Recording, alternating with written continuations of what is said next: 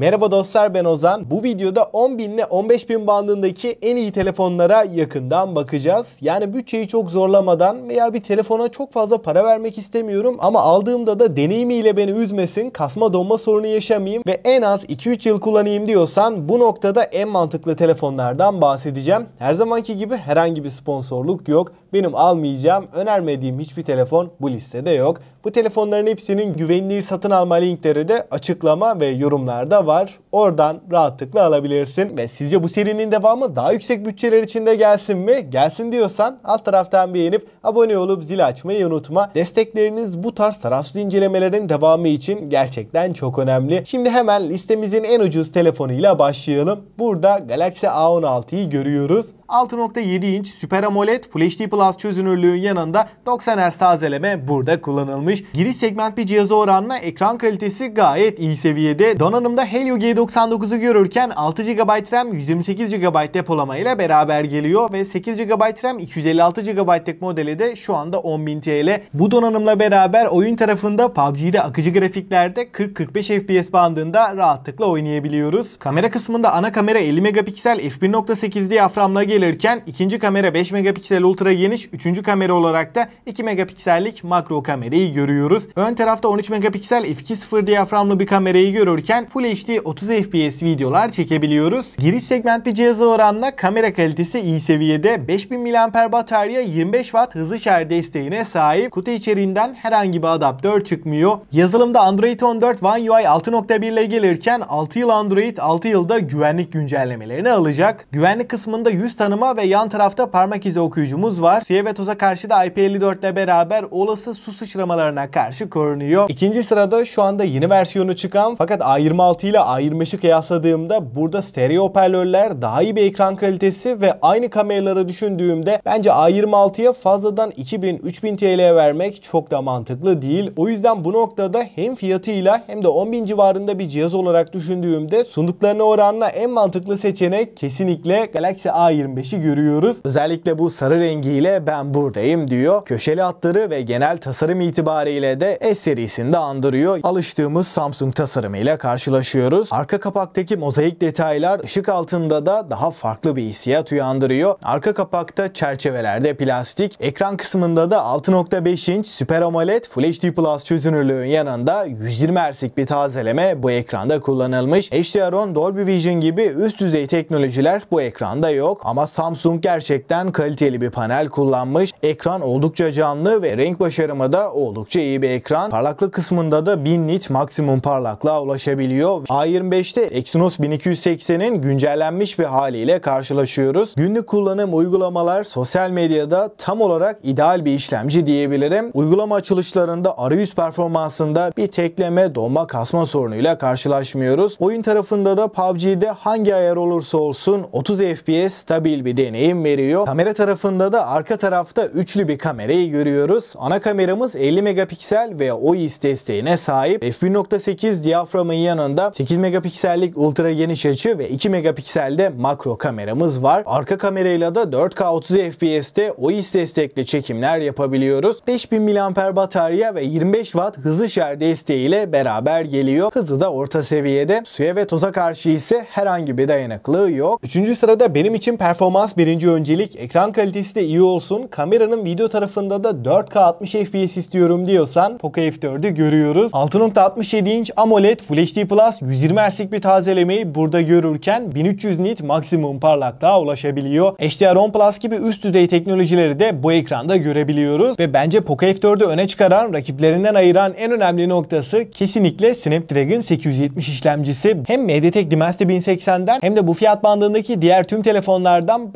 baya öne çıkıyor diyebilirim. Hem oyunlar hem de gündelik kullanımda yüksek performanslı gerçekten sağlam bir telefon istiyorsak uygun fiyata alınabilecek en iyi seçeneklerden biri. Ana kameraya baktığımız zaman 64 megapiksel çözünürlüklü ve OIS'i destekleyen bu fiyat bandı için en iyi lenslerden biri burada kullanılmış. Fotoğraf çekim kalitesi olarak ana kamerayla aydınlık ortamlarda gerçekten güzel kareler ortaya çıkartıyor. 4K 60 FPS desteğimiz de var ve OIS ile beraber titreşimsiz sabit videoları rahat bir şekilde çekebiliyoruz. 4500 mAh mAh batarya ve 67 Watt hızlı şarj desteğine sahip. Kutu içeriğinden bu adaptör de çıkıyor. 4. sırada bütçem daha çok 15.000'e yakın. Tasarımıyla öne çıkan batarya performansı ve hızlı şarj yetenekleriyle de gayet başarılı Realme 12 Plus'ı görüyoruz. 6.67 inç AMOLED Full HD Plus 120 Hz bir ekranla gelirken HDR10 Plus gibi üst düzey teknolojiler de bu ekranda var. Tasarım olarak da oldukça özgün bir telefonla beraberiz. Donanımda orta seviye bir işlemci yani MediaTek Dimensity 7050'yi görürken 8 GB RAM, 256 GB depolama ile birlikte geliyor. Bu işlemciyle beraber oyunlarda düşük grafiklerde 60 FPS alabiliyoruz. Ana kameramız 50 megapiksel OIS ve f1.8 diyaframla birlikte geliyor. İkinci kamera 8 megapiksel ultra geniş. Üçüncü kamerada 2 megapiksel makro çekim kamerası.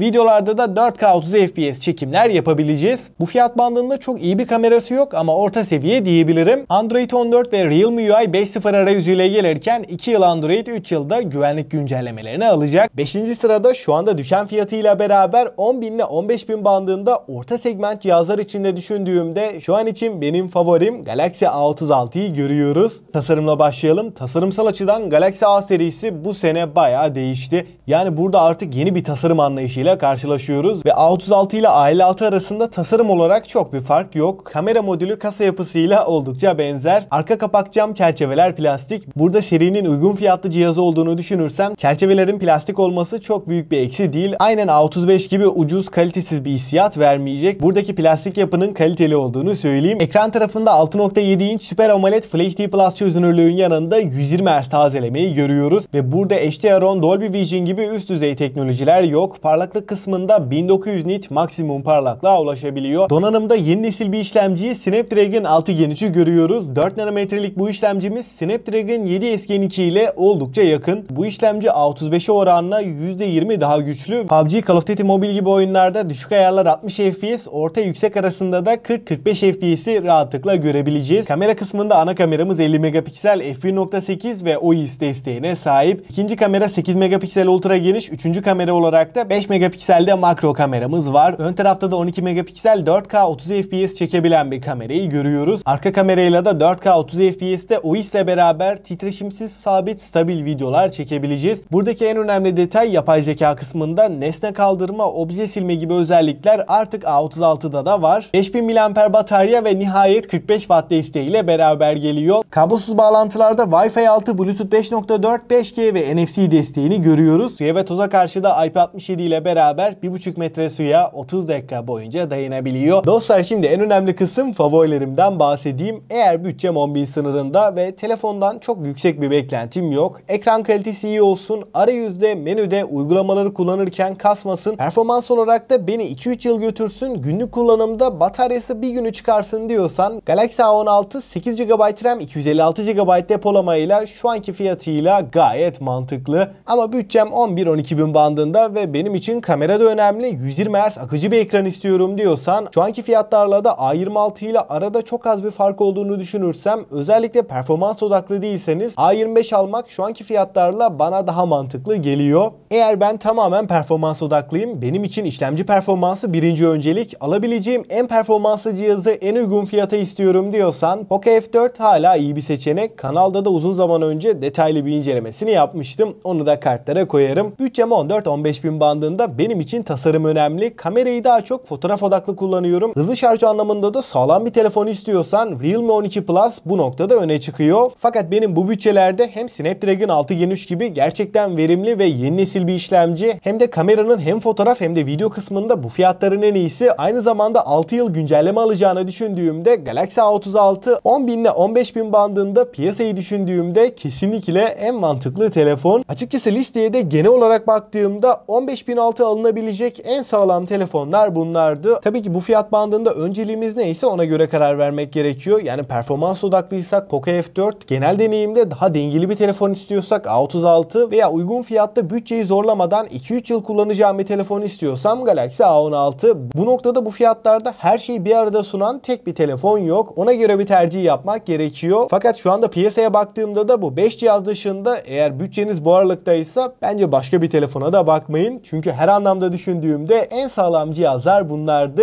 Ve bu telefonların güvenilir satın alma linkleri de açıklama ve yorumlarda var. Oradan rahatlıkla alabilirsin. Sizce bu serinin devamı daha yüksek bütçeler içinde gelsin mi? Gelsin gelsin diyorsan alt taraftan beğenip abone olup zili açmayı unutma. Destekleriniz benim için çok önemli. Aklına takılan bir soru olursa da mutlaka yorumlarda buluşalım. Ben Ozan. Sonraki videoya kadar kendinize çok iyi bakın. Hoşça kalın.